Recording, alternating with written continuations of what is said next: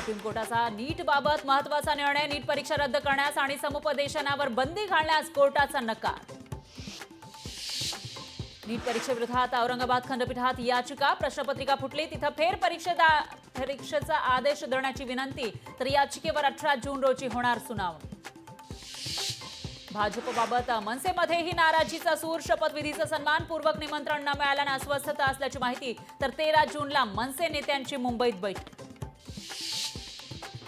देशातील medical colleges दर्जाहीन. 80% colleges राष्ट्रीय आयुर्विज्ञान आयोगाच्या किमान मानकांची पूर्तता करण्यात अपयश. भाजपकडून नव्या अध्यक्षांचा शोध सुरू. सुनील बन्सल, विनोद तावडे, माथुर त्याचबरोबर के लक्ष्मण यांची नावं चर्चेत. नवा अध्यक्ष कोण होणार याकडे लक्ष. गेल्या वर्षभरापासून मणिपूर शांततेची वाट पाहत आहे. मणिपूर हिंसाचारावरून मोहन भागवत यांनी मोदी शहांना सुनावलं. भागवतांच्या विधानानं विरोधकांना बळ. शक्तीपीठ महामार्गाला महायुतीच्या नेत्यांचाच विरोध. संजय मंडलिक, हसन मुश्रीफ, धनंजय महाडिक, समर्जित खाडगेंचा महामार्गाला विरोधाचा सूर. कागलमध्ये समर्जित खाडगेंची प्रकल्पबाधित शेतकऱ्यांसोबत बैठक. सोनं प्रतितोळा 1200 रुपयांनी स्वस्त. तर चांदीच्या दरात 2900 रुपयांची घसरण. सोनं प्रतितोळा 71,300 वर. तर चांदी प्रति किलो 89,300 रुपयांवर. विधानसभा निवडणुकीच्या तयारीच्या पार्श्वभूमीवर 14 जूनला भाजपची मुंबईत बैठक. बैठकीला जिल्हाध्यक्ष, प्रदेश पदाधिकारी, कार्यकर्त्यांना निमंत्रण. पुणे हिटरन प्रकरणातील शिवानी अग्रवाल, विशाल अग्रवाल आणि मकानदाराची एकत्रित होणार चौकशी. पुणे गुन्हे शाखा करणार चौकशी. शेतमालाच्या हमीभावाबाबत मुंबईत राज्य सरकार आणि केंद्रीय कृषी मूल्य आयोगाची बैठक. मुंबईतील सह्याद्री अतिथीगृहावर होणार बैठक. आपचे राऊल्स अव्हेन्यू इथले कार्यालय रिकामं करण्यास मुदतवाढ. 15 जूनची मुदत 10 ऑगस्टपर्यंत वाढवली. पुण्यातील पाणी तुंबल्याच्या घटनेनंतर पुणे महापालिकेच्या उपायुक्तांना आता नाईट ड्युटी लागणार. आपत्ती व्यवस्थापन कक्षात उपायुक्त दर्जाचा अधिकारी नियुक्त केला जाणार.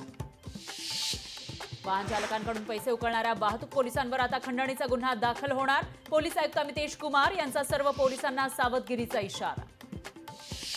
मालेगाव सरकारच्या टंकलेखन परीक्षेकडे विद्यार्थ्यांची पाठ. 659 विद्यार्थ्यांपैकी 194 विद्यार्थी परीक्षेला उपस्थित. तर 465 विद्यार्थ्यांची दांडी.